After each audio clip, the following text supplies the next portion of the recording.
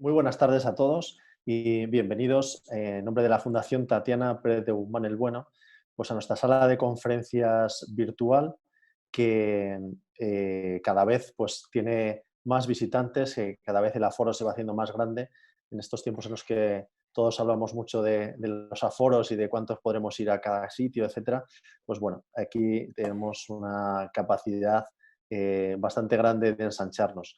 Y como saben ustedes, estas conferencias las hemos programado para contribuir desde la Fundación a que estas semanas de confinamiento pues tengan también en el plano personal un enriquecimiento cultural, una posibilidad de mejorar nuestro pensamiento crítico y que bueno, cuando vayamos poco a poco retomando nuestros trabajos, nuestra vida cotidiana, pues hayamos también aprovechado estos días de forma positiva.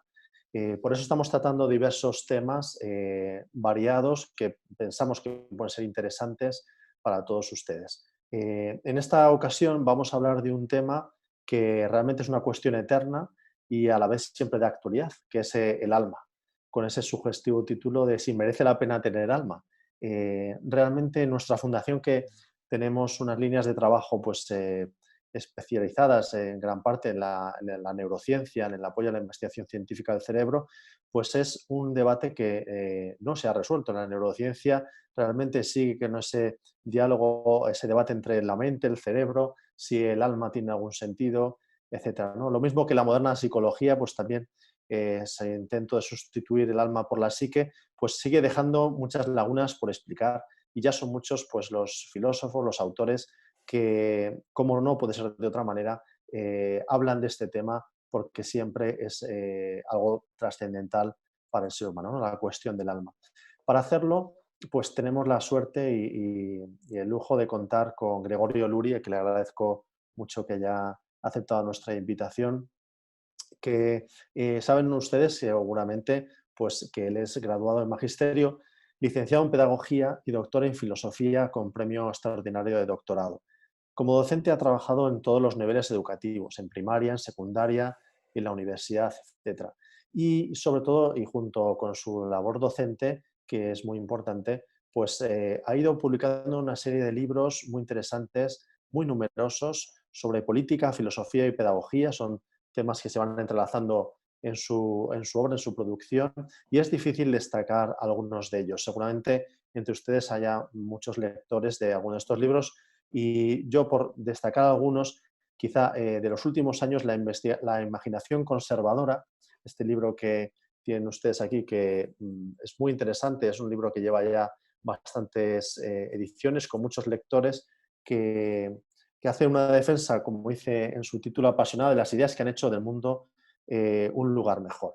Y luego, por destacar otros libros, otros títulos, por ejemplo, La escuela contra el mundo, Mejor educados, más antiguos de filosofía y de humanidades griegas, El proceso de Sócrates, también pues, el deber moral de ser inteligentes. Uno de los últimos también, muy interesante, El elogio de las familias sensatamente imperfectas. Bueno, les animo a que en la página web, si les interesa, vean su numerosa e interesante producción.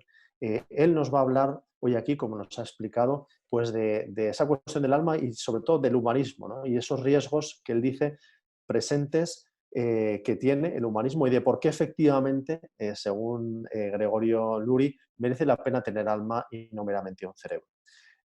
Como siempre, al finalizar su exposición, la charla, tendremos la ocasión de hacerle preguntas a Gregorio Luri, y para ello tienen ustedes en la aplicación que lo están viendo, Zoom, una posibilidad que se llama preguntas y respuestas, y van poniendo ahí sus preguntas, y Leticia Lombardero, que es la coordinadora de la conferencia, pues les irá abriendo el micrófono para que se lo puedan formular. Si tienen algún problema, tienen también la opción del chat, que también pueden dejar ahí alguna pregunta, si no consiguen hacerlo en preguntas y respuestas. Y para los que nos están siguiendo por el canal de YouTube, también en el chat pueden dejar sus preguntas, y en este caso no les podremos dar paso al micrófono, pero sí leeremos sus preguntas en la medida que podamos y con el tiempo que tengamos, evidentemente. Como siempre, pues les pido disculpas de antemano por las dificultades técnicas que podamos sufrir debido a la saturación de la red de estas semanas, y también en que la calidad de la conexión depende en buena parte de su propia conexión a Internet. Entonces, cada uno puede verlo a veces de una manera mejor o peor, pero bueno, nuestra experiencia está siendo bastante buena y en general se están pudiendo ver y escuchar muy bien las conferencias, pero bueno, por si acaso les pido de antemano las disculpas. Y nada más, les dejo con Gregorio Luri, que le agradezco de nuevo muchísimo que haya querido sacar este rato para estar con nosotros, para enseñarnos, para ilustrarnos, y les deseo a todos que la conferencia sea de su agrado. Muchísimas gracias. Pues muchas gracias, Álvaro, por la generosidad de tus palabras y muy especialmente a la Fundación Tatiana Pérez de Guzmán el Bueno, porque ese nombre me evoca inmediatamente las imágenes, los santos les llamábamos cuando yo era pequeño en la escuela, ¿no? Lo bonito de los libros era perseguir los santos, a ver las leyendas que había debajo del dibujo. Bueno, pues esa enciclopedia, Álvarez, de mi infancia, tiene en mi memoria un lugar muy reservado, o sea, muy especial para una imagen que seguro que todos tenemos en mente, ¿no? de Guzmán el Bueno. Buenas tardes a todos que estéis al otro lado, pero me vais a permitir que les dé un poquito más de deseos de buenas tardes a los amigos del otro lado del Atlántico, colombianos, mexicanos, que sé que estáis ahí. Y como le decía el otro día a un amigo de Costa Rica con el que tenía un intercambio haciendo una cosa conjuntamente, si tenemos posibilidad de entendernos, es bastante absurdo que no hagamos lo posible por entendernos lo mejor que podamos. ¿No es asombroso que en medio de una pandemia de coronavirus nos juntemos, aunque sea virtualmente, alrededor de 500 personas, no sé exactamente cuál es el número, para hablar del alma? A algunos esto les parecerá sin duda una excentricidad propia de anticuarios. Por mi parte intentaré esforzarme por demostrarles que no les falta razón.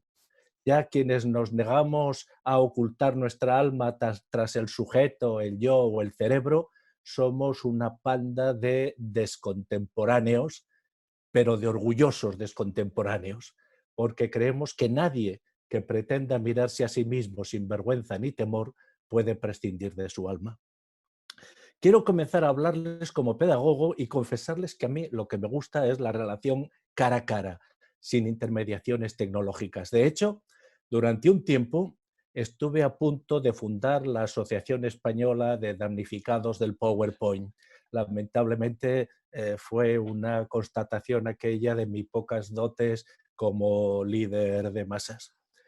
Hay tres características morfológicas específicas de los seres humanos que nos permiten entender por qué no hay sustituto para la relación cara a cara, aunque pueda y además deba haber complementos para la misma. Primera, somos los únicos seres vivos a los que se les enrojecen las mejillas. No es un detalle menor, como veremos. Segunda, no poseemos un dominio tan completo de nosotros mismos como para permitirnos fingir algo tan elemental como una sonrisa. Una sonrisa sincera, obviamente. Y tercero, nuestra mirada siempre nos delata, porque la esclerótica blanca alrededor de la córnea le permite al otro seguir la dirección de nuestros ojos y saber si le prestamos atención. Si tuviésemos los ojos completamente oscuros como los tiene el chimpancé, nadie sabría a dónde estamos mirando cuando hablamos con otro. Por lo tanto, cuando hablamos cara a cara nos estamos exponiendo, porque nuestro rostro, a diferencia de nuestras palabras, dice siempre la verdad sobre nosotros mismos. Otra cosa es que sepamos leer la verdad que dice. Podemos preguntarnos si este hecho, que es un hecho biológico elemental, el de que nuestro rostro no sepa mentir, es biológicamente imprescindible o si no es nuestro cuerpo el lugar inmediato en el que nuestra naturaleza nos dice algo sobre nuestra alma. Recuerden aquello de que la cara es el espejo del alma. Insisto, es en nuestro cuerpo donde se insinúa con más fuerza eso a lo que vamos a dar, a lo que la tradición y ahora vamos a recuperar llamamos alma. Hay razones de peso para querer alejarnos de los caraduras, de los caras de cemento, de los caras de póker, de los descarados, de los que no saben mirar cara a cara, de los que tienen dos caras, etcétera, y preferir a los que van con la cara descubierta, a cara descubierta decimos, porque estos, solo estos, asumen el riesgo de que se les caiga la cara de vergüenza. Y no es un riesgo menor. Y aquí entramos ya directamente en lo que podríamos decir el hilo grueso de mi intervención. ¿Qué significa sentir vergüenza? Antropológicamente no puede ser algo más, puesto que si somos el animal de las mejillas coloradas, el hecho de que seamos sensibles a la vergüenza manifiesta algún rasgo muy característico, muy definitorio, muy distintivo. Que nuestras mejillas es el lugar en el que nuestra alma se asoma con más claridad a los ojos del otro. Pues bien, sentimos vergüenza cuando descubrimos que estamos por debajo de nuestras posibilidades, mientras que nos sentimos orgullosos cuando nos sentimos a la altura de nuestras posibilidades más altas. En el primer caso, cuando estamos por debajo de nuestras posibilidades, intentamos cubrirnos la cara o apartarnos de la mirada de los demás. Cuando sentimos que estamos a la altura de nuestras posibilidades más altas, hacemos lo posible por mostrarnos, por contar nuestras aventuras, por manifestar ese momento de gloria en el que pues, nos hemos reconciliado con nosotros mismos. En nuestra lengua resuena un eco platónico bastante diáfano cuando sugiere que tras el descarado hay un sinvergüenza. Entre el descarado y el sinvergüenza. Digo esto porque en el vocabulario de Platón, que fue el primer filósofo en prestar la atención debida al fenómeno antropológico de la vergüenza, lo bello, si seguimos las secuencias del diálogo al pie de la letra, lo bello en los textos de Platón no se suele oponer a lo feo, sino a lo vergonzoso. Y además lo hace en una proporción similar a la existente entre lo justo y lo injusto, la armonía y la disarmonía, lo bueno y lo malo, el acuerdo y el desacuerdo, la mesura y la desmesura, el vicio y la virtud. Es decir, para Platón, lo bello pertenece a la misma esfera moral que lo justo, la armonía, lo bueno, el acuerdo, la mesura y la virtud.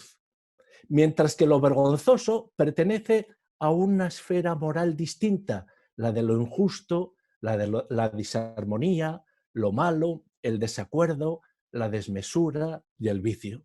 La vergüenza entonces sería el reconocimiento de nuestra responsabilidad en la contaminación de algo bello.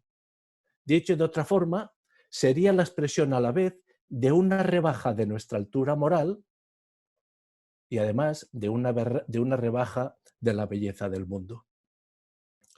Pero ¿cómo se forma en nosotros la conciencia de lo alto y de lo bajo?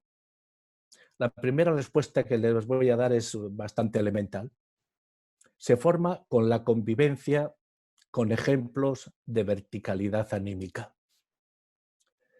Antes de que esta respuesta se entienda como una aceptación incondicional del relativismo cultural, debemos puntualizar que toda cultura sitúa en lo alto la esfera platónica de lo bello con todos aquellos conceptos que incluían el mismo grupo. Nadie, por ejemplo, ha pretendido, ninguna cultura, nadie ha pretendido nunca dignificar la envidia. Encontrarán una cultura que diga la envidia es un valor. ¿Y por qué la envidia no es un valor? Porque disgrega, porque enfrenta, porque corrompe, ¿no? Ninguna cultura ha considerado que sea un valor no respetar la palabra dada o saltarse el compromiso con los demás que hemos contraído con los demás a nuestro capricho. ¿Por qué? Por lo mismo, porque genera desconfianza, rupturas, produce vergüenza, etc. Por eso, el pulso moral de una sociedad se mide por la altura de sus ejemplos de verticalidad anímica. Y es aquí donde vamos a tomar el camino de Valladolid, tal como anunciaba en el guión de la conferencia. Pero primero vamos a hacer un pequeño desvío, ya que no estamos en camino de Valladolid, y vamos a aprovechar para pasar por Cádiz. Tengo que reprimirme cuando hablo de Cádiz para no hablar de un filósofo del que soy profundamente entusiasta, de Moderato de Cádiz, un filósofo del siglo I de nuestra era que defendía una tesis que posteriormente hizo famoso al filósofo checo Jan Patočka, que el alma participa de la unidad y que puede conseguir ser una de manera efectiva se aprende a ser unificada por razones, lo que él llama logoi. Quedémonos con la imagen borrosa de esto, que después intentaremos completarlo. Además, no estábamos hablando de moderato, sino que habíamos acudido a Cádiz en busca de ejemplos. ¿Y por qué acudimos a Cádiz en busca de ejemplos? Porque, miren, la historia de España está repleta de ejemplos de notable altura moral. También los hay, por supuesto, de otro tipo de ejemplos, pero los que aquí nos interesan son los que nos ayudan a mirar hacia lo alto. Pues bien, durante las Cortes de Cádiz, los ciegos de esta ciudad recitaban por los rincones y por las plazas, por las esquinas y por las plazas, romances ensalzando las victorias militares españolas en la Guerra de la Independencia. Juan Nicasio Gallego, uno de los diputados, le preguntó a uno de estos ciegos: ¿es que los franceses no tienen victorias? Y el ciego, dando una lección extraordinaria de filosofía política, contestó: sí, señor, pero las cantan los ciegos de Francia. Obviamente. Si no cantamos nosotros nuestras hazañas, ¿quién nos las cantará? Y si no cantamos nuestras hazañas, ¿cómo sabremos a qué altura podemos volar? Pobre pueblo el que necesita héroes, clamaba Bertolt Brecht, sin darse cuenta de que el más pobre de los pueblos es el que ni tiene héroes ni los echan falta. Ya sé que entre nosotros, como ya se quejaba el vasco José María Salaverría en La Afirmación Española, un libro de 1917, entre nosotros abundan, como decía él, los patrioteros de patrias ajenas.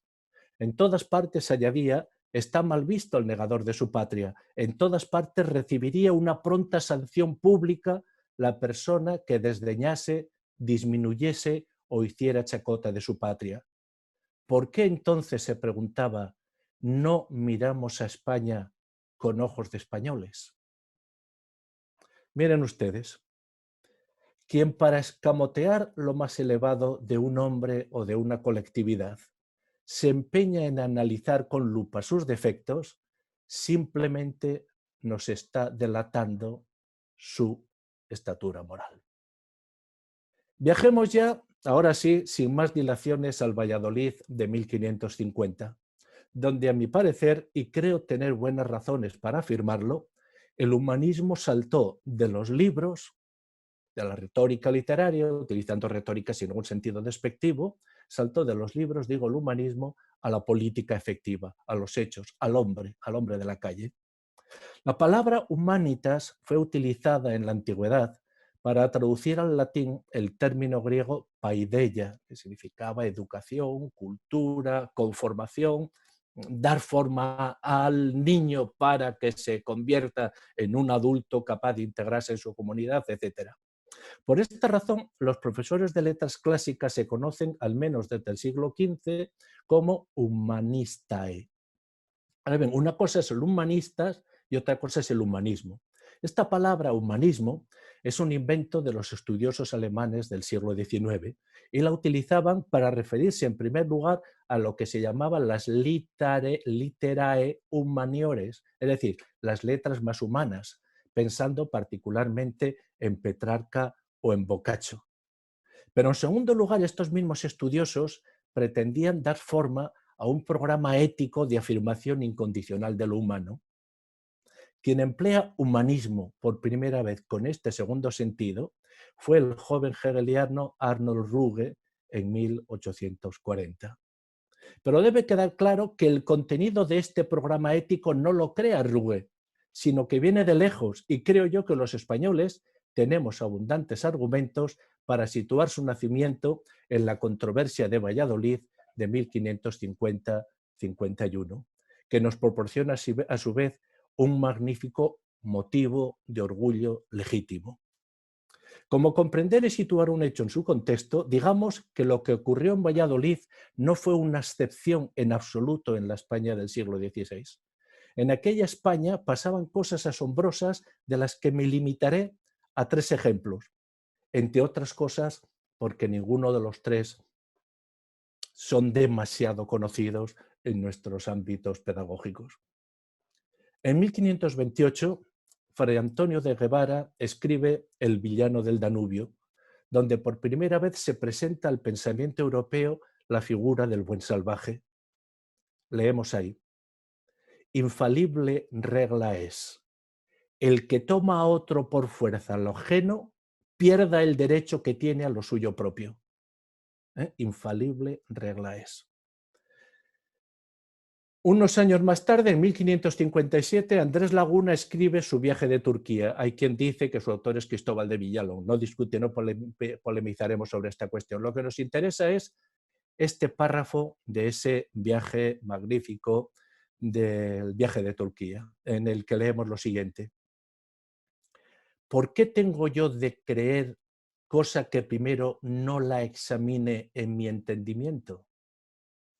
¿Qué se me da a mí que los otros lo digan si no lleva camino? ¿Soy yo obligado porque mi padre y abuelos fueran necios a sello? En 1576, es el tercer ejemplo, Francisco Sánchez publica su magnífico Quod nihil scitur, que nada se sabe, donde leemos también literalmente lo siguiente: revolví los libros de los antiguos, interrogué a los doctores presentes. Unos me respondieron una cosa, otros otra. Nadie me daba respuesta que verdaderamente me satisficiese. Entonces me encerré dentro de mí mismo y comencé a poner en duda todas las cosas, como si nadie me hubiese enseñado nada, y empecé a examinarlas en sí mismas, que es la única manera de saber algo. La autoridad manda creer, la razón demuestra. Aquella es más a propósito para la fe, esta para la ciencia. Cuando esto lo escribe el Francisco Sánchez, faltaban exactamente 61 años para que Descartes escribiese el discurso del método. ¿Y qué es lo que ocurre en la controversia de Valladolid? Pues ocurre ni más ni menos que el emperador Carlos I hace algo sorprendente, inédito hasta entonces e irrepetible después. Y además es casi inconcebible que una potencia política de la magnitud como la suya en ese momento reconozca que no puede gobernar si no le asisten razones. Y en este sentido, reconoce que esa razón que exaltaban Antonio de Guevara, Andrés Laguna o Francisco Sánchez tiene más autoridad que sus ejércitos. No ha habido en la historia otro gesto que desautorice con más fuerza a Maquiavelo. Carlos I manda explícitamente detener todas las guerras en América para someter su autoridad imperial al arbitrio de la razón. Y para que ésta se muestre libremente, convoca a Bartolomé de las Casas y a Juan Ginés de Sepúlveda a Valladolid, pidiéndoles que le ofrezcan razones para decidir si era justo hacer la guerra a los indios de América y aclarar qué riesgos había, abro comillas, para las personas de los indios y para la conciencia del rey. Cierro comillas. Aquí está, señores, el humanismo escapándose de los libros para atender a las personas. Se me podrá decir con razón que la conquista, a pesar de las leyes de Indias, no siempre estuvo a la altura de este gesto, pero lo que importa y lo indudable es que el gesto está ahí, mostrándonos lo que podemos llegar a ser como españoles y estimulando a quienes, como el gran Vasco de Quiroga, el obispo de Michoacán, viajaron a América con la utopía de Tomás Moro en el bolsillo y además se empeñaron en llevarla a la práctica en Pátzcuaro. La conclusión, a mi modo de ver, es obvia. Si nuestra historia nos proporciona ejemplos de esta altura y nosotros no se los transmitimos a las nuevas generaciones, es que no acabamos de entender que toda nación es una institución moral y que si no se orienta por lo más alto, se orienta entonces por lo menos alto. En la reactividad moral de un pueblo siempre se transparentan sus ejemplos referenciales. Si he elegido el de la controversia de Valladolid, de los muchos que podría haber elegido, es porque esta controversia nos ofrece un ejemplo de racionalidad extrema, si se quiere, políticamente extrema, para tratar de la dignidad del hombre. Y ese ejemplo quisiera hacerlo mío en esta conferencia para tratar del alma. Lo que pretendo, ni más ni menos, es iluminar racionalmente esta cuestión, consciente de que además, al hacerlo teniendo como referencia a Valladolid, me afirmo como receptor de una herencia muy valiosa. Ahora bien, si disponemos de ejemplos que nos enseñan a volar alto, ¿por qué andamos tan pendientes del vuelo de las gallinas y no del de las águilas? Mi respuesta es que porque las aspiraciones cenitales crean diferencias y hoy todo elitismo se considera un agravio. Si se trata de evaluarnos a nosotros mismos, preferimos elegir criterios que no crean diferencias ni entre los hombres, ni, si hacemos caso a los defensores del animalismo y del antiespecismo, entre hombres y animales. El criterio que hemos buscado en los últimos años para evaluarnos no es el de los ejemplos más altos, sino un criterio horizontal, una especie de lecho de procusto moral que hemos encontrado finalmente en Bentham, nuestra común capacidad de sufrimiento. Lo importante no es que seamos racionales, porque eso crea diferencias, sino sensibles, capaces de sufrir, que eso nos iguala. El resultado es que el animal político y los ejemplos que tiraban de él hacia lo alto está siendo sustituido por el animal terapéutico y los ejemplos que lo igualan. Nuestra vara de medir lo humano se acorta para convertirse en realidad en la vara de medir lo vivo. Y el criterio más diáfano de esa vara es la vulnerabilidad. Lo que nos preocupa cada vez con más intensidad no es la aspiración a la vida buena, sino la vida indolente, a la sinecura. Vivimos por primera vez en la historia en una singular satisfacción masoquista de nuestra fragilidad, que nos autoriza a creer que para adquirir protagonismo políticamente, los demás no han de tener en cuenta nuestras virtudes, sino nuestras heridas. Por aquí asoma sus orejas de una manera muy clara el último hombre de Nietzsche. ¿Qué es el alma?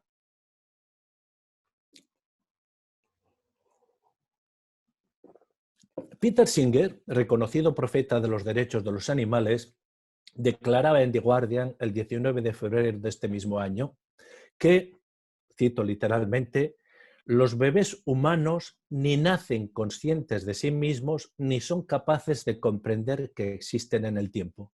No son personas y, por lo tanto, la vida de un recién nacido tiene menos valor que la vida de un cerdo, un perro o un chimpancé.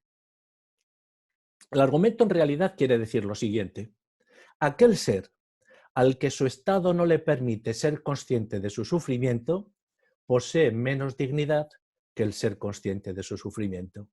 Aquí, perdónenme ustedes el atrevimiento, voy a sostener que el bebé tiene alma. Les confesaré que uno de mis propósitos filosóficos es recuperar las palabras de nuestra tradición cultural, pero defendiéndolas con argumentos que puedan compartir los desprendidos como icebergs del cantil del hielo de la tradición. Por alma, entiendo aquella instancia en la cual lo mejor que podemos llegar a ser se dirige a la inercia de lo que somos. Lo repito. Por alma entiendo aquella instancia en la cual lo mejor que podemos llegar a ser se dirige a la inercia de lo que somos. Con lo mejor que podemos llegar a ser no apunto hacia las estrellas ni a ninguna entidad metafísica, sino hacia algo concreto, hacia nuestra propia experiencia de nosotros mismos, a algo a lo que cada uno puede dar forma a partir de los materiales dispersos pero valiosos de su experiencia. Todos conservamos en la memoria aquellas conductas en las que nos sentimos a la altura de lo mejor de nosotros mismos. Por eso nos gusta rememorarlas con legítimo orgullo. Obviamente también conservamos más de un recuerdo de experiencias vergonzosas. Quedémonos con esta diversidad de recuerdos. Si hay en nuestra memoria experiencias de vergüenza y de orgullo, es que nuestra conducta moral conoce sus más y sus menos. Lo mejor que hemos sido se presenta en nuestra memoria de forma fragmentaria, pero como nadie honrado consigo mismo quiere ser moral fragmentariamente, nos vemos forzados por la misma sucesión de nuestras experiencias a imaginar un ideal integral y no fragmentario de nosotros mismos. Ahí está la figuración preconceptual de lo mejor que podemos llegar a ser. Si continuamos siendo exigentes con nosotros mismos, intentaremos llevar el preconcepto al concepto, es decir, alcanzar una imagen clara de la unidad posible de nuestra alma. Eso es, por cierto, lo que se proponía aquel filósofo que hemos hecho mención antes, Moderato de Cádiz. Lo que al mirar hacia atrás se encuentra disperso, lo que al mirar hacia nuestros recuerdos, hacia lo que hemos hecho, se encuentra disperso, se puede unificar como ideal al mirar hacia adelante. En definitiva, se trata de recoger aquellas experiencias de las que estamos orgullosas y construir con ellas un ideal unificador de lo que queremos ser. Situar algo por encima de uno mismo como referente de lo que se puede llegar a ser les puede resultar a algunos absurdo, porque ciertamente significa colocar lo más alto del hombre en algo que está por encima de lo que habitualmente somos. Pero no se puede comprender al ser futurizador que es el hombre sin atender a las expectativas que proyecta sobre sí mismo. Por eso, los científicos sociales que ignoran las ilusiones del hombre para limitarse a tomar nota de su conducta no son tan objetivos como pretenden. El científico que eliminando los colores del mundo real, el mundo de la vida, el mundo en el que se desarrolla espontáneamente el hombre, aquel mundo en el que se mueve el científico súper especialista cuando sale de su laboratorio y se encuentra con la gente. Pues bien, el mundo que eliminando los colores del mundo real somete lo humano a leyes matemáticas, adopta una posición antivital, porque ignora que la vida humana es esencialmente proyectar y preferir. Es un impulso intencional que se realiza prefiriendo. Tener alma es disponer de una interioridad en la cual algo alto nos reclama, mientras la inercia de algo bajo nos retiene. Pero parece obvio que para dirigirse a un lugar con decisión no hay que estar lamentando continuamente el alejamiento del lugar de procedencia. Más bien, hay que sentir cierta desazón y descontento ante la imagen fragmentaria de nosotros mismos. En este sentido, toda alma está originalmente enferma, puesto que la distancia entre lo que somos y lo que podemos llegar a ser, aunque de forma variable, siempre está ahí. Ahora bien, esa enfermedad es el signo distintivo de nuestra humanidad. Eso tampoco lo alcanzan a ver las aproximaciones naturalistas a lo humano. Si observamos al hombre desde lo más bajo de sí mismo, vemos un ser vulnerable, como el gato, el caracol o el elefante. Pero si lo observamos desde lo que puede llegar a ser, el hombre es un ser fascinante porque puede trascenderse a sí mismo. El proyecto de disminuir la distancia entre lo que somos y lo que podemos llegar a ser, a este proyecto, la tradición occidental, desde Sócrates, le ha dado el nombre de cuidado de sí o cuidado del alma. El hombre que afirma su alma no puede verse a sí mismo sino como perdóneme la expresión, un entrambos. Como tal, puede desalmarse y desanimarse, pero también puede animarse y levantar el ánimo. Hasta el que niega su alma cuando se siente en horas bajas utiliza expresiones como derrumbarse, aplastarse, venirse abajo, hundirse, etc. Mientras que cuando se siente progresando hacia un objeto noble, habla de venirse arriba, animarse, ascender, etc. No pretendo ser exhaustivo recogiendo estas expresiones, sino insistir en que en el lenguaje coloquial se refleja la imagen de la verticalidad anímica, la tensión entre lo alto y lo bajo. Animarse es subir, desanimarse es bajar, desanimarse, ánima, ¿no? En el mundo de la vida todos nos comportamos anímicamente de forma espontánea. Nuestra alma enferma nunca alcanzará una unidad no fragmentada, no extendida en partes, quiero decir, de sí misma, dado que el hombre moral siempre encuentra nuevas posibilidades ascensionales y lo bajo siempre encuentra también nuevas posibilidades de retención. Pero todos sabemos que nos unifican las experiencias de orden y nos fragmentan las experiencias de desorden. Y el alma del bebé, que la habíamos dejado ahí colgada, habíamos dejado atrás esta cuestión y ha llegado, creo, el momento de recogerla. El bebé es también un entrambos, si bien el espacio entre lo real y lo posible está germinando en él, gracias, entre otras cosas, a la mirada que proyecta sobre él su madre. Así como el animal, cuando abandona el pecho de su madre, se olvida de ésta, el hombre lleva consigo siempre los ojos de su madre, como una insinuación de lo más alto. Y les puedo asegurar que cuanto más años tienes, más vivos o más vida ilumina esos ojos, que ya no están aquí presentes, pero sin embargo te acompañan de manera esencial. La mirada de la madre se sitúa por encima de lo que el bebé es, pero por eso proyecta sobre él expectativas de trascendencia que el niño irá progresivamente interiorizando. El origen, límite o frontera de nuestras expectativas de trascendencia forma parte de esas expectativas, porque ¿qué es el hombre sino el ser capaz de convertir el límite en concepto y el concepto en pregunta por lo que hay más allá de lo que nombra? En resumen, no se puede prescindir del alma. De hecho, no se puede ni ocultar. Para ocultar nuestra alma a los demás debemos taparnos la cara, pero entonces nos la iluminamos a nosotros mismos. Allá, quien quiera reducir su pensamiento a neuronas y su cuerpo a física y química, pero permítanme animar a los míos, a los que quiero, a aspirar a ser portadores de una dignidad que se muestra en la posibilidad de trascenderse a sí mismos, guiados por la elección de lo más alto. Lo que cada uno considera lo más alto es siempre un poderoso atractor de la trayectoria de su vida. No entraremos aquí a discutir las posibles dimensiones de su trascendencia. Limitémonos simplemente a señalar lo obvio, que lo más alto ejerce un papel trascendente en la medida en que nos permite trascendernos. En este sentido, sus efectos son indudablemente objetivos y por lo tanto podemos afirmar que lo más alto posee al menos una objetividad axiológica. Tanto es así que podemos afirmar también que lo que cada uno llama mundo no es sino la luz con que aquello que tiene como más alto ilumina sus pasos.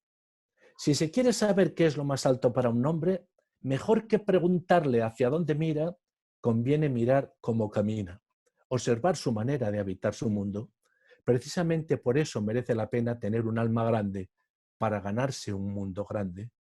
Curar del alma para ganar un mundo.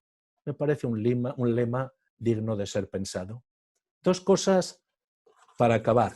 Y aquí pongo el punto final y damos paso, si hay posibilidad, a las preguntas y al diálogo. La primera.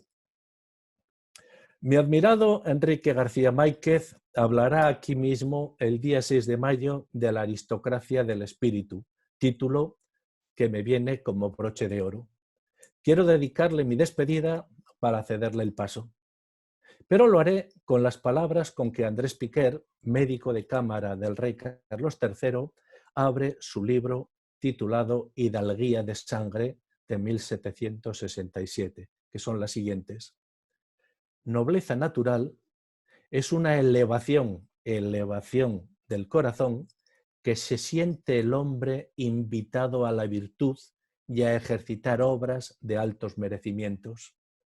Es uno de los mayores bienes que a los hombres concede el cielo. La segunda y punto final definitivo. Miren, y lo digo con un profundo dolor, pero no podía por menos que acabar esta charla con esta referencia, porque además es esta referencia la que sostiene, en la cual se sostiene o se hunde todo lo que he dicho anteriormente. Son más de 14.000 los ancianos que se nos han muerto por coronavirus. Exagero si digo que hay una voluntad colectiva de mirar hacia otro lado para no dejarnos enganchar por las zarzas de su recuerdo y de nuestro silencio. Si fuera así, si fuera cierto que hacemos lo posible por mirar hacia otro lado, ¿a qué altura moral nos encontramos nosotros, los destinatarios de la herencia de la querella de Valladolid? Decía Ortega que no es lo mismo ser descendiente que ser heredero.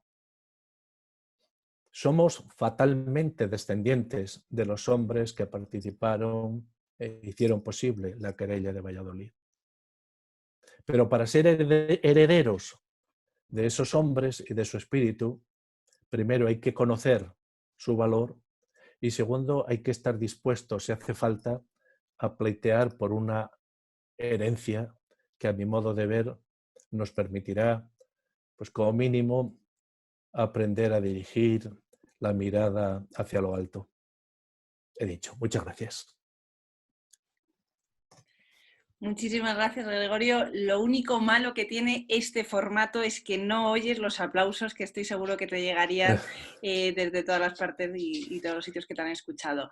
Cuando has saludado a la gente de Latinoamérica, que sepas que en el chat han dicho que efectivamente estaban conectados desde México, Perú, Argentina y otros países. Muchísimas gracias. Si os parece, efectivamente, vamos a dar paso al turno de preguntas. He abierto el micrófono de Elisa. Hola. Elisa. Sí, buenas tardes. Buenas tardes. Vamos a ver. Muy interesante. No es una cosa que vaya a digerir rápido. He tomado mis notas y tendré que reflexionar sobre ello.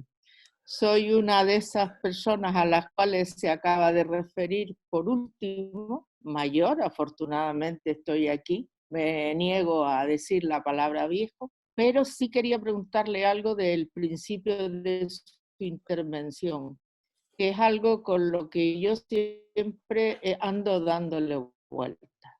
¿Cómo es posible, o cree usted que hay alguna razón específica por la cual los españoles nos negamos o nos neguemos a reconocer nuestras virtudes y estemos siempre haciendo hincapié en nuestros defectos?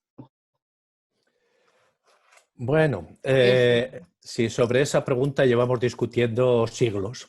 Yo creo que no hay que dedicarle ni un segundo a esa cuestión. Lo que tenemos que dedicar nuestros esfuerzos es, como decía en la intervención, a atrevernos a mirar a nuestra patria como españoles.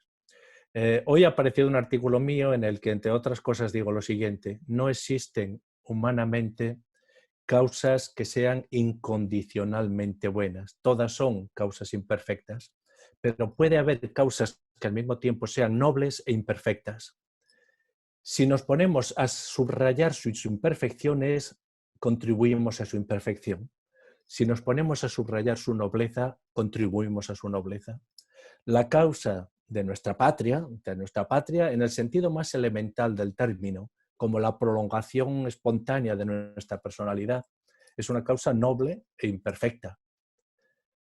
Pero merece la pena, creo yo, primero conocerla para conocer tanto sus imperfecciones como su nobleza, y segundo, contribuir a su nobleza. Porque, como decía también antes, mira, hay un libro de un intelectual catalán un poco conocido incluso hoy aquí, que escribe una ética para escolares y comienza haciéndose esta pregunta: ¿cuál es el mayor deber del ciudadano?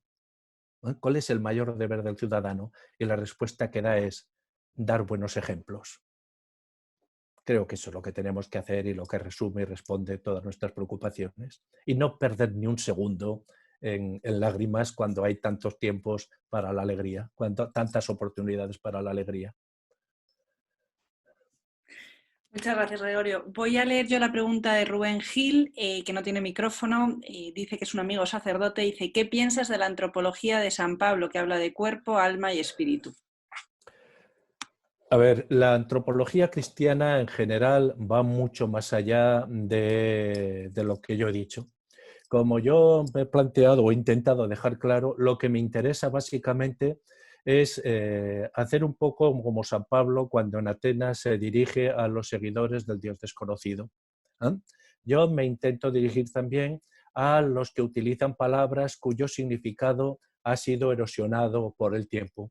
Dejo, por lo tanto, lo que es la referencia directa a la teología cristiana o a la antropología cristiana. Así que diré una cosa que hace unos años en una radio católica de aquí de Barcelona tuvimos un debate muy interesante en el que aparecía la cuestión, a veces con ese orgullo despectivo e ignorante con el que algunos tratan el cristianismo. Había una persona que decía, a ver, ¿qué ha aportado el cristianismo a nuestra cultura? A mí me pareció que era una pregunta retadora e intenté contestarla de manera retadora. Y dije, pues mira, como mínimo lo siguiente.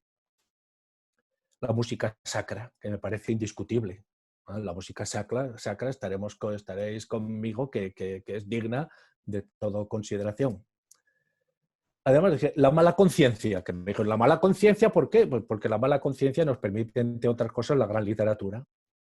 Y por último, algo que reconoce el mismo Nietzsche al cristianismo. Llevamos 20 años de profundizamiento del alma. Creo que el cristianismo, básicamente, más allá de lo que podamos decir a pro o en contra de San Pablo, con él se inicia esa aventura espeleológica, ¿no?, de nosotros mismos, que continúan. No ha habido gran escritor en Europa, Sio Lope, que no sea una persona absolutamente interesada en pensar el cuidado de sí, el cuidado del alma. Prefiero dejar aparte la cuestión ahora de la antropología paulina, porque me parece un tema por apasionante que no se puede tribalizar en una respuesta mínima. Gracias, Gregorio. He abierto el micrófono de David Cerdán. David, buenas tardes. Muy buenas tardes. Sí, quería preguntarle al profesor Luria, al que sigo y leo, y le felicito por sus libros, por la conexión entre el alma y el honor, y saber su parecer sobre si cree que hay una posibilidad de recuperar una ética del honor, que parece que es una palabra gastada y antigua, y me refiero lógicamente en el sentido del honor de grupo, el honor tribal, o el honor de honores de gloria, sino un nuevo honor ético que tenga en cuenta pues la dignidad y que la defienda activamente. Muchas gracias. A ver, no es que sea necesario recuperarlo, es que no se ha ido. Lo que pasa es que le hemos cambiado de nombres, ¿no? No hay ni persona ni comunidad que pueda sobrevivir mucho tiempo si no se siente portadora de algún valor. De algún valor sustantivo, además. Ni persona ni comunidad, pequeña o grande. Pero antropológicamente no tenemos suficiente con mirarnos en el espejo y decir qué grande que soy, qué cantidad de valores extraordinarios llevo en mí. Necesitamos que personas a las que también reconocemos un valor, al vernos a nosotros, afirmen nuestro valor. Y eso en definitiva es el honor. Eso es en definitiva es el honor. Es encontrarte portador de valor gracias a que ese valor que tú sientes en ti es confirmado por la mirada del otro. Hay un texto precioso, precioso, en uno de los diálogos de Sócrates, discutido por si es auténtico o no, a mí me da igual, el diálogo es precioso, lo Alcibíades 1, que por otra parte los neoplatónicos consideraron siempre como propiamente socrático, más aún lo consideraron como la llave de acceso a la filosofía de Platón. Pues bien, en este diálogo, el personaje tan curioso como fue Alcibíades se dirige a Sócrates y le dice, oye, Sócrates, ya está bien de decirnos aquí que tenemos que cuidar de nuestra alma. ¿Qué es eso del alma?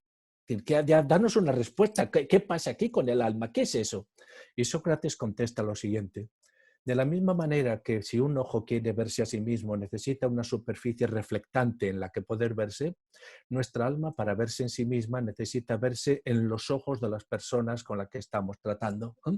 Son las reacciones de los demás ante lo que nosotros somos las que al final acaban dando forma a lo que somos, pero todo eso creo yo que hay que integrarlo para convertirlo en un proyecto moral, en lo que yo decía, la construcción de una imagen no fragmentaria de nosotros mismos. Eso es, insisto, construirla a partir de lo que ya sabemos que somos. Ahí, mires donde mires, te vas a encontrar siempre ese elemento del honor. El honor, pues, ¿qué es? Sino precisamente la convicción de que no solamente eres portador de un valor, sino que tienes el deber de salvaguardar el brillo de ese valor del que eres portador.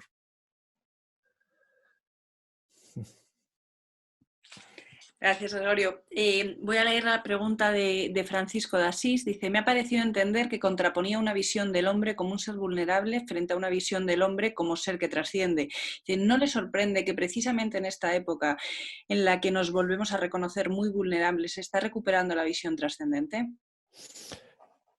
Claro, entiendo perfectamente la pregunta porque y que lo que yo he dicho ha podido dar esa sensación. No, lo que quiero es, sí, si nosotros asociamos la vulnerabilidad con la capacidad de trascenderse, entonces, ¿qué es, desde dónde nos estamos viendo?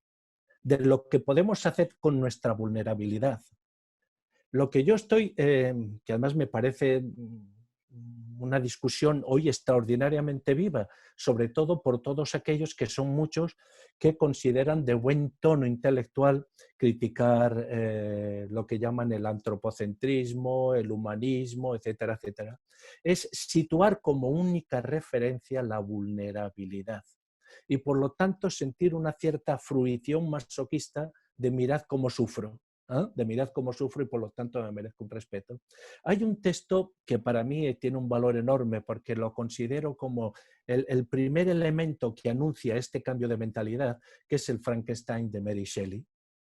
Allá la criatura, que no, recordemos que no tiene nombre, el nombre de Frankenstein es su creador, la criatura que ha hecho una serie de barbaridades se dirige a su creador y le dice lo siguiente: concededme la felicidad y seré virtuoso. Es decir, eso es nuevo. Hasta ese momento siempre habíamos creído que había que ser virtuoso, seguir el camino de la virtud para tener acceso a la felicidad posible. Ahora se dice, es lo que dice la criatura, ¿no?, de Frankenstein, si no soy feliz, estoy exonerado de ser virtuoso. Bueno, si nos situamos el nivel únicamente en la vulnerabilidad, entonces será muy difícil que queramos desarrollar un proyecto de trascendencia de esa vulnerabilidad. Gracias. Abro el micro de Manuel Taboada. Manuel,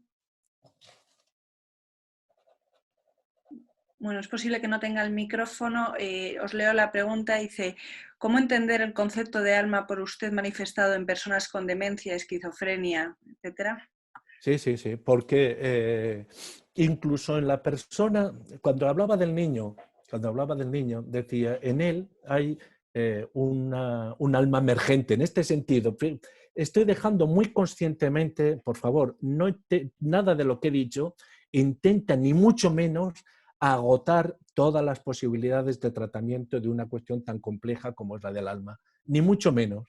Lo que me intenta es llevar la cuestión del alma al debate hoy, al debate actual, con herramientas que que puedan ser comprensibles para todos, ¿no? Entonces, me he perdido. ¿Me puedes repetir la pregunta, por favor? Sí, dame un segundo porque la tengo en el chat Sí. y entonces tengo que buscarla. Sí, aquí está. Dice, ¿cómo entender el concepto de Sí. alma por usted manifestado Sí. en personas con Sí, demencia, sí, esquizofrenia, etcétera? efectivamente. Entonces decía que en el niño hay un alma emergente, hay una proyección por parte de la madre de lo que puede llegar a ser. Esas personas a las que podríamos considerar que como no son conscientes de que sufren, ya no tienen valor, o al menos podríamos medicarlas y evitar entonces la conciencia del sufrimiento y perderían su valor, esas personas son precisamente la prueba elemental de nuestra dignidad. Si resulta que el cuidado de nosotros mismos, el conocimiento de nosotros mismos pasa por la mediación de los ojos del otro, aquí sí, en la fragilidad del otro, vemos una llamada, y una llamada a la trascendencia conjuntamente. Claro que sí, a la trascendencia conjunta. Por otra parte, aun en los casos extremos en los que podríamos decir aquí hay una vida vegetativa, esa vida aparentemente vegetativa es un reclamo esencial de nuestro sentido de la dignidad. De nuestro sentido de la dignidad. Cuando precisamente en la querella de Valladolid se afirma todas las gentes del mundo son personas, y todas las gentes del mundo son personas, es porque no podemos comenzar haciendo excepciones, Si comenzamos haciendo excepciones, abrimos exactamente la puerta o la grieta por la que, pues mira, se cuela la esencia de lo que somos, de nuestra alma, ¿no? Gracias. Está abierto el micrófono de José Luis de Lérida. José Luis. Sí, hola, buenas tardes, don Gregorio. Hola, ¿qué tal? Le quería hacer una pregunta. Si nuestro sistema educativo actual es una fábrica de desalmados, ¿por cómo ve? Ay. Es que esa es una cuestión que me duele mucho. Te lo digo con toda honestidad. Diría que nuestro sistema educativo no se propone como principal objetivo precisamente enseñarnos a mirar hacia lo alto. Porque obviamente en la mirada hacia lo alto hay siempre el riesgo del vértigo y está el riesgo de las diferencias. Pero a mí me parece que, entre otras cosas, la exigencia de lo alto, es decir, lo alto lleva en sí mismo, para que sea alto, un respeto máximo a la dignidad del otro. Es decir, que en el momento que creemos que la ambición necesariamente crea algo así como una explotación del otro o una sumisión del otro, no estamos entendiendo lo que es la ambición moral. Y por supuesto que siempre va a haber personas que quieran aprovecharse de los demás precisamente porque no son ambiciosos moralmente, porque son desalmados. Creo que nuestro sistema educativo en general tiene, y además es uno de los, toda esta reflexión, es decir, esa reflexión sobre qué es lo que nos mide como humanos, y que nos mide, que intentamos vernos desde lo más bajo de nosotros mismos, nace precisamente de mi preocupación permanente sobre el sistema educativo, claro que sí. Y lo digo con un enorme dolor.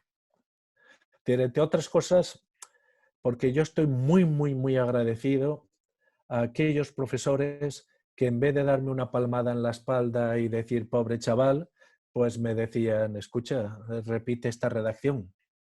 Y cuando se la entregaba otra vez me decía, no, que no está bien del todo, porque entre la introducción y la conclusión aquí la tienes que repetir.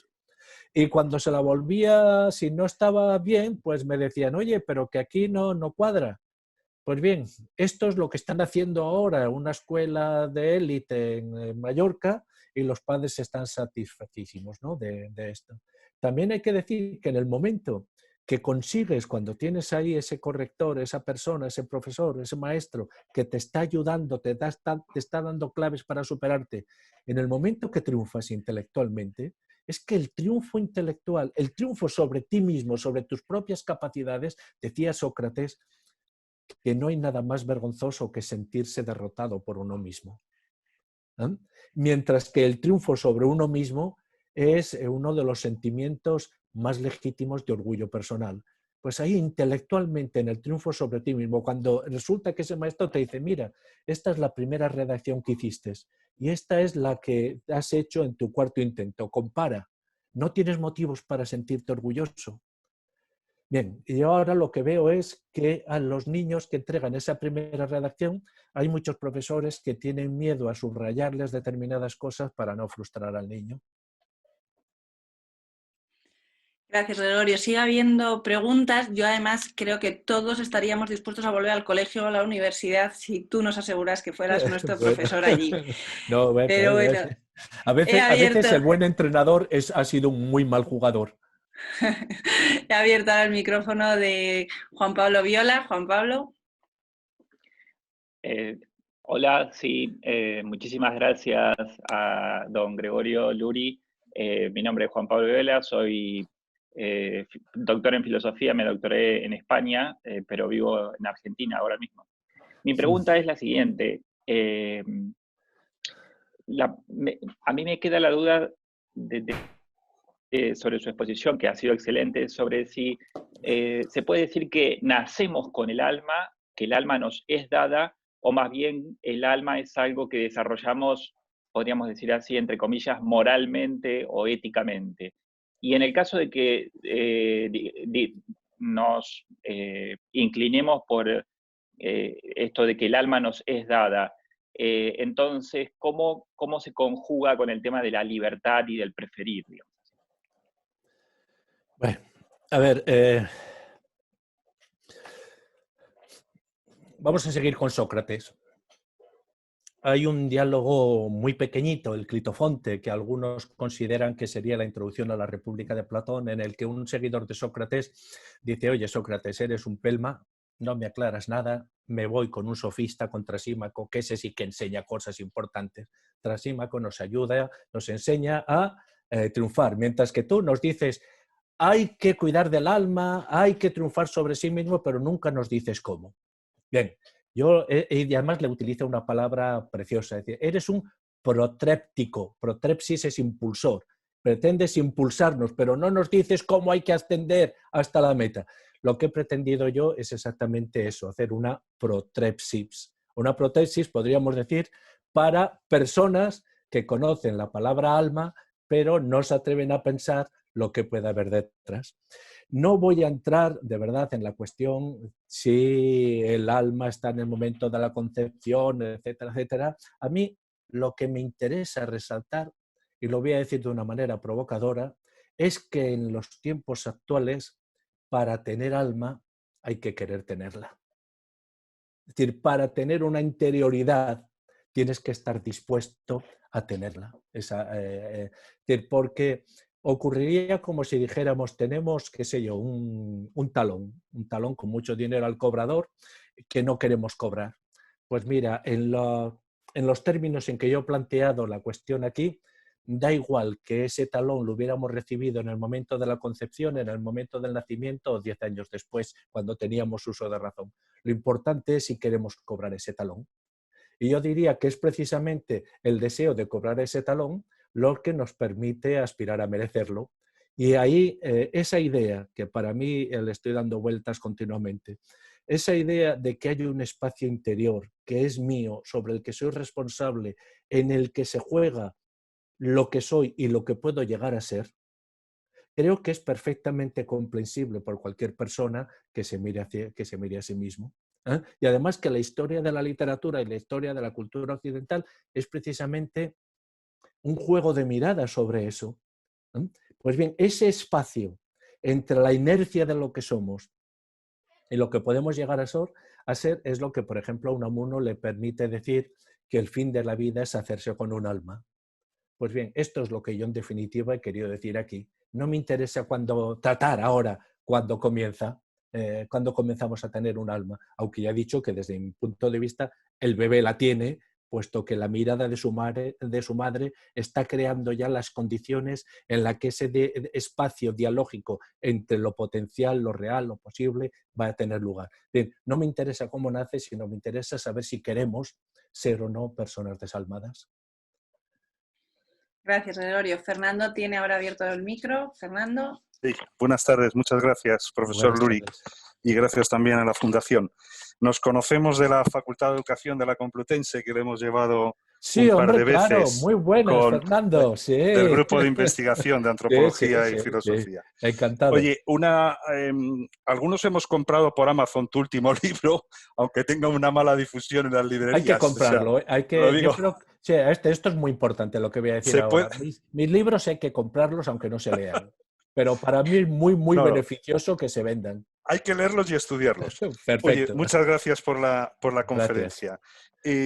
Para que haya más preguntas, aunque haría más comentarios, yo creo que el concepto nuclear no sería tanto la vulnerabilidad para igualarnos, como a lo mejor, profesor Luri, la idea de vivir. Es decir, todos vivimos, todos tenemos una vida, todos podemos hacer un relato de vida, porque al final el sufrimiento incluso se compara, ¿no? Cuando estás hablando con alguien y le cuentas tus enfermedades, pues lo mío siempre es peor que lo tuyo. En cambio, todas las vidas son legítimas y es ahí donde empieza a surgir lo que ha comentado usted de la antiexcelencia y de la mediocridad. La pregunta mía va porque alguien lo ha puesto en el chat también. Es decir, ahora con lo que nos encontramos no es tanto que uno tenga dificultad de encontrar ese espacio educativo entre lo que soy y lo que puedo llegar a ser, sino sentir auténtico orgullo de no sentir vergüenza, de ser un desalmado, un auténtico descarado. Y bueno, solo hay que poner la televisión de que se hace gala y en las redes sociales de que soy así, de que no tengo vergüenza de nada. Y esto se conecta, y es mi pregunta también, sobre toda esta tendencia futura del transhumanismo, del poshumanismo, de la mejora humana, precisamente pasa por la idea de proponer como proyecto que los sujetos mejoren sin cambios interiores, sino con apoyos externos. Muchas gracias. Bueno, pues Fernando, no tengo de verdad nada que añadir. Es decir, es perfectamente reflejado toda mi preocupación. Me he pasado estos días pasados de la cuarentena leyendo cosas precisamente sobre el poshumanismo.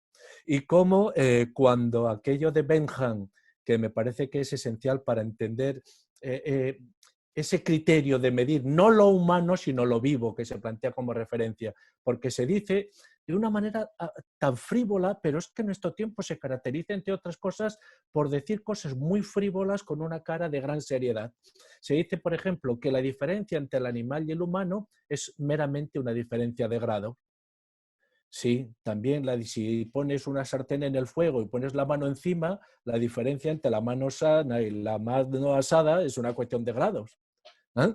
Pero, claro, como sabían los escolásticos, las diferencias de grado pueden dar lugar perfectamente a diferencias sustanciales. Si ponemos azúcar en una cazuela y le damos fuego, aquel azúcar acaba convirtiéndose en caramelo. Las diferencias del grado entre un animal y un ser humano pues son precisamente las que permiten que haya cosas como Mozart, o como Beethoven, o como Shostakovich. Cuando se acude a Bentham, se acude precisamente porque él dice, lo que importa no es si somos inteligentes, más o menos inteligentes o más o menos morales, sino si somos capaces de sufrir. Y si todos somos capaces de sufrir, ahí hay un criterio que unifica todas las vidas. Y esa unificación de todas las vidas oculta exactamente lo esencial para el hombre, que no es la vida, sino la aspiración a la vida buena. La vida buena. Si acabamos con la aspiración a la vida buena, pues entonces nos encontramos con eso que comenzó a anunciar ya Nietzsche en El último hombre y que a mi modo de ver está bien tratado por alguien que ha sido más criticado que estudiado, que es Fukuyama, cuando habla del fin de la historia, reinterpretando a Hegel y a Kojève. ¿Y qué sería el fin de la historia? Pues el fin de la historia es exactamente el contentarse con la satisfacción de las necesidades vitales, con la satisfacción de las necesidades vitales, renunciando a las preocupaciones pues, que vayan más allá de lo meramente vital. Sí que hay una cierta reivindicación lo podemos plantear así, en toda la tradición antigua, la palabra cura, el cuidado, la cura de sí, se planteaba como la esencia del humano. Hoy estaríamos por la sinecura, pero como objetivo. Pero, claro, reivindicar la diferencia antropológica, cuando se dice, claro, es que reivindicar la diferencia antropológica es reivindicar las ilusiones que el hombre se proyecta sobre sí mismo. Yo digo, sí, efectivamente. Hay que reivindicar las ilusiones que los hombres proyectamos sobre nosotros mismos, porque eso forma, el proyectar ilusiones sobre nosotros mismos es lo que caracteriza al ser humano. Y el educar esas proyecciones, el fomentarlas, ¿qué es la educación en el fondo? Si es la educación del apetito. Si lo que nos interesa es olvidarnos del apetito para no tener hambre de lo que podemos llegar a ser, pues estamos en otro terreno.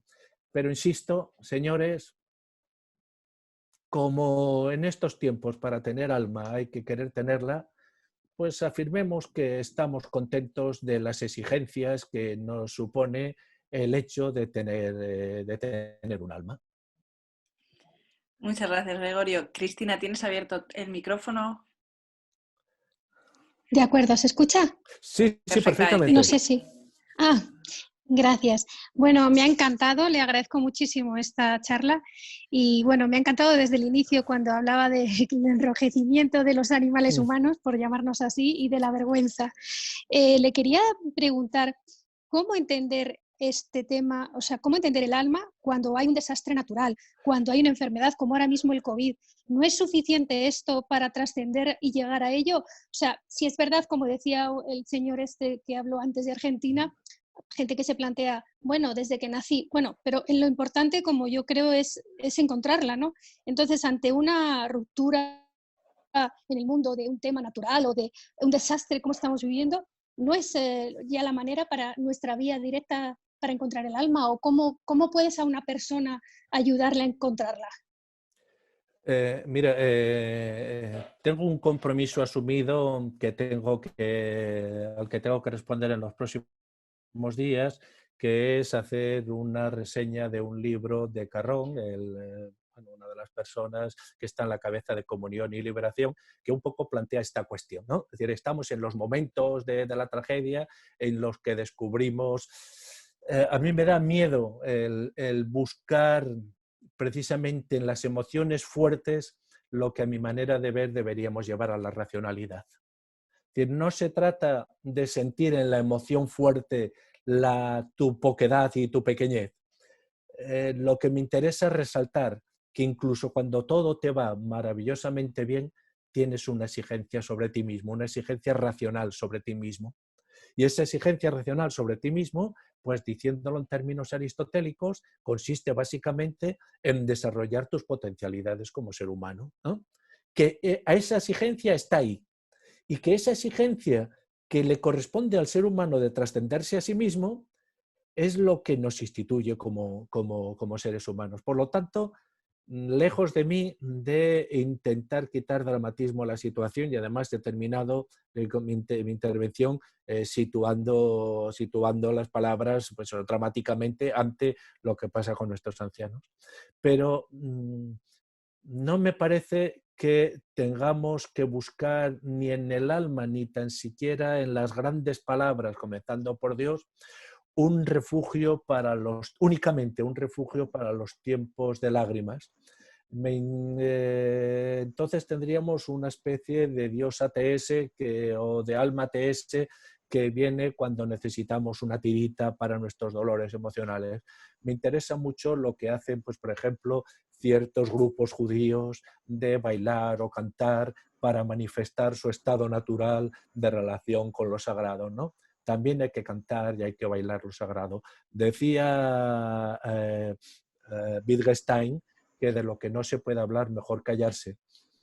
Nadie lo hacemos. Es decir, normalmente de lo que no se puede hablar, pues bailamos, cantamos, lloramos, reímos, damos un golpe encima de la mesa, damos un beso, tocamos la mejilla de la persona que queremos. Es decir, Dios, lo grande, en definitiva, el alma también, no puede reducirse a una terapia de nuestros sufrimientos, por mucho que también lo sea. Ha de ser también y sobre todo un motivo de alegría.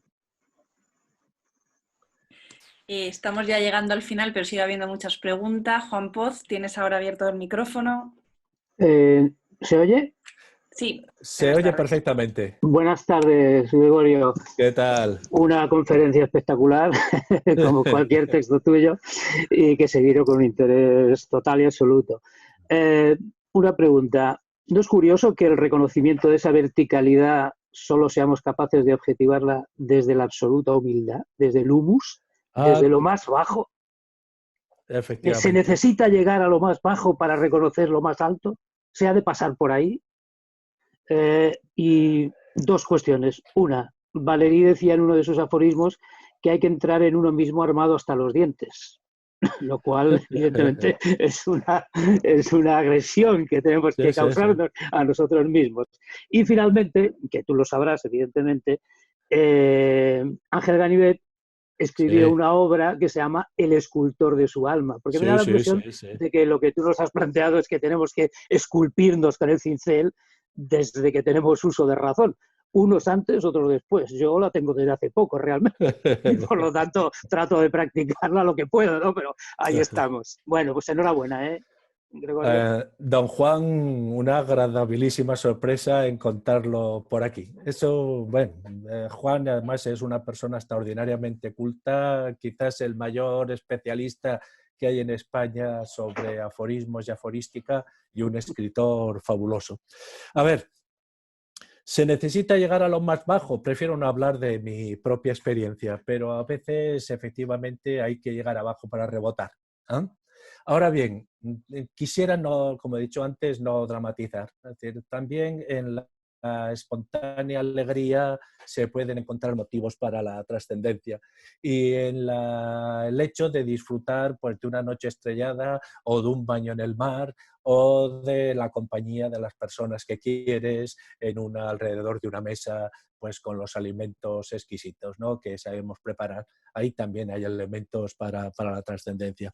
A ver, qué listo que eres, ¿no? Con Ganivet. Te lo voy a plantear de otro punto de vista. Hay una obrita muy pequeña de Rousseau,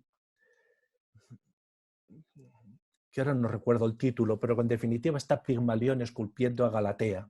Ahí está todo lo que después será Hegel y bueno, Pigmalión está haciendo una estatua bellísima, bellísima, de una mujer. Y cuando la termina, la ve tan bella y dice, pero lástima, no tiene alma, no tiene alma. Y la toca, pero no como quien toca el mármol, sino como quien toca un deseo de que ese mármol cobra vida. Y en ese momento Galatea abre los ojos. Y Galatea extiende la mano y toca a su escultor, a Pigmalión. Y dice, esto no es yo. Y cuando se siente tocada por Pigmalión, dice, esto sí soy yo. Me parece mucho más trascendente para entender la trascendencia, valga la redundancia, el saber valorar, además me parece que es el milagro del mundo de la vida en el que nos movemos. Ese mundo que intentamos por todos los medios ocultar, pues con ideologías, con la ciencia, con una erudición a veces muy pedantesca. En ese mundo de la vida, la trascendencia está continuamente presente hasta, bueno, ya he dicho una parte en el lenguaje, pero en los detalles mínimos. Creo que después de todos los maremotos ideológicos del 19 y del 20, quizás el reto utópico, entre comillas, que nos debiéramos plantear es librar al mundo de la vida de las pedanterías que pesan sobre él. El mundo de la vida, que insisto, es el mundo en el que vivimos de manera espontánea. Reflexionar sobre ese mundo y ver cómo la ciencia y las ideologías lo que hacen es una reducción específica de ese mundo para poder teorizarlo, y que la riqueza, la complejidad de ese mundo nos dice mucho sobre nuestra propia existencia, me parece que es un campo, personalmente, le lo digo con toda humildad y sin querer ser guía de nadie, pero me parece que es un campo para entender la profundidad, porque claro, también de Valéry es aquella expresión maravillosa de que la piel es lo más profundo de mi alma. Estoy totalmente de acuerdo, por eso ponía el ejemplo de Pigmalión y Galatea. El mero contacto con la piel de una persona que se siente tocada y que tú sabes que esa persona a la que toca se siente tocada por ti. Esa es una experiencia que, bueno, podemos considerarlo como un fenómeno estrictamente biológico, pero entonces nos perdemos la densidad misma de la experiencia. Gracias, Gregorio. Ya estamos ahora sí que llegando a la recta final y he dejado para el final, a pesar de que ha sido la primera petición, la pregunta de Álvaro Matut. Álvaro, bueno, si quieres es tu turno. Muchísimas gracias. Yo simplemente porque me parece que en el libro de Imaginación Conservadora, que como te comentaba antes estaba leyendo, me llama mucho la atención que utilizas también un aspecto del alma muy poco individualista, es decir, que claro, muy relacional y creo que quizá en las preguntas no ha salido tanto. Y solamente por si nos puedes comentar una frase del libro que me ha encantado, ¿no? Que es... somos nuestra politeia, la llevamos en el alma, más aún, es la forma de nuestra alma. A ver, pero eso significa otro acceso al alma. El alma es un poco el tratamiento del alma para conquistar lo que es el alma. Como decía Ortega, que es lo que pasa ante las cuestiones importantes, hay que actuar como Josué ante Jericó. Ponerte a tocar trompetas y dedicarte a dar vueltas a las murallas. Y poco a poco pues vas descubriendo perfiles de esas murallas y si insistes, pues es posible que acabes penetrando en su interior. Si no acabas penetrando en su interior, como mínimo tienes una imagen de esos perfiles que te ayudan a intuir o a pensar lo que puede haber adentro. No somos frente a la tan cacareada idea de que somos ciudadanos del mundo. Incluso para ser ciudadano del mundo necesitas ser ciudadano de algún sitio concreto, porque no todos los lugares te permiten ser ciudadano del mundo, ¿eh? Para ser algo necesitas la intermediación del otro, y la intermediación del otro es siempre la intermediación de los tuyos. Yo decía que yo no sé si es un fenómeno exclusivamente mío o es una deriva biológica imprescindible de los viejos, pero a mí cada vez me asalta más las anécdotas y los recuerdos que incluso pretendía o sospechaba que estaban ya olvidados de mi niñez. Es decir, miradas, gestos, olores, cuidados, atenciones, eso yo lo llevo conmigo para siempre. No puedo renunciar a eso a la hora de definirme a mí mismo. No puedo renunciar a eso. Ese es el punto de partida de lo que soy. Si renunciase a eso, estaría mutilándome. Entonces, aceptar que somos de aquí y por lo tanto que a mí me gusta cada vez más la expresión copertenencia, ¿no? En el sentido de que nos copertenecemos unos a otros y que la salud del otro forma parte de mi salud y que mi salud, el cuidado de mi salud, forma parte también de la salud del otro.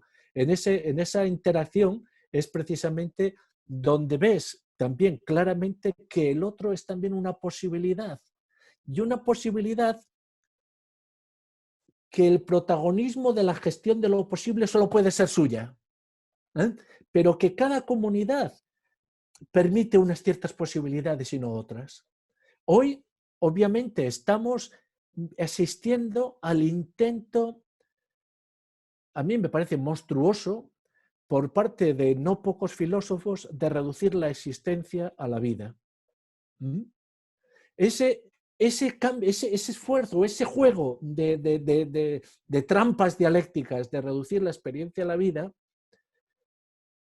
es posible en un mundo como el europeo, que hemos hecho permíteme que vaya atrás y que plantee una cuestión. La filosofía antigua, básicamente, lo que es la filosofía antigua, se caracteriza por su intento de definir las cosas, buscar el límite preciso de las cosas. Eso es definir, es poner finis. Finis es el mojón, el límite, la jora de los griegos, el joros de los griegos, ¿no? Es decir, definir es poner referencias en un bosque que te permite orientarte en ese bosque, ¿no? Bien, la filosofía antigua busca la definición de las cosas, ¿no? ¿Cómo definir las cosas para hallar su ser? Nuestra filosofía moderna, ha caído en un juego que a mí me parece demencial, que es buscar la definición de definición para dejar que los seres fluyan sin límites, sin limitaciones. Y eso considera que es además saludable y liberador. Que la ruptura del límite vendría a ser un ejercicio de expansión de las posibilidades de forma indefinida y eso sería liberador. A mí me parece que lo que nos forma es la pugna constante, si quieres, con nuestros límites, porque nuestros límites forman parte de nuestro ser. Y a partir de ahí, obviamente, podemos preguntarnos qué hay más allá del límite, pero intentar romper con los límites porque creemos que la indefinición es un bien. Fíjate, eso que formaba parte de la esencia del pensamiento antiguo. El pensamiento antiguo siente el griego, pero también el romano, el griego de una manera especial, pánico ante la indefinición, porque es el caos. Mientras que el cosmos es la introducción de límites en el caos que lo hacen bello. Una cara, para que sea cosmética, le ponemos límites para hacerla bella. Una cara caótica es aquella que no tiene forma reconocible. Entonces, esta tendencia de creer que lo indefinido es liberador y lo definido es compulsivo, es someterte a no sé qué restricciones, pues bueno, está ahí. Y muchas veces, y yo creo, y eso es algo que cada vez me preocupa más porque creo que nuestra generación, mi generación, la generación de los que tenemos ahora 60 y tantos años, de la generación que hizo la transición de una manera o de otra, ¿no? No estuvimos a la altura de nuestra obligación, porque no supimos explicar lo obvio. Y cuando tú no defiendes lo obvio, alguien lo cuestiona, porque no tiene ningún defensor. Y probablemente cada generación será en última instancia juzgada por su vehemencia en la defensa de lo obvio. Y hoy de lo que hay que hablar es precisamente de esos límites.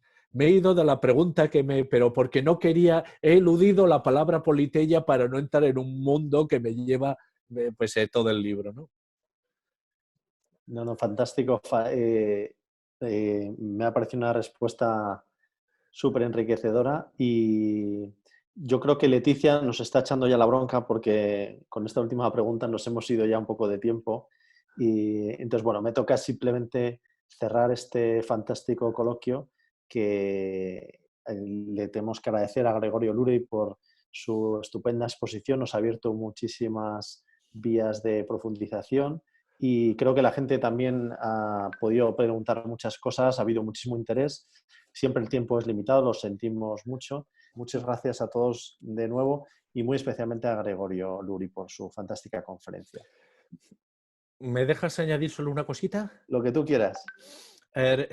Sí, obviamente, si se analizan mis palabras, he dejado más interrogantes que respuestas, pero a lo largo de la historia de la filosofía vemos que hay toda una serie de interrogantes que se repiten a sí mismos. La recuperación de esos interrogantes nos dice algo esencial sobre la naturaleza humana, nada más. Muchísimas gracias. Gracias, Gregorio. Gracias a vosotros.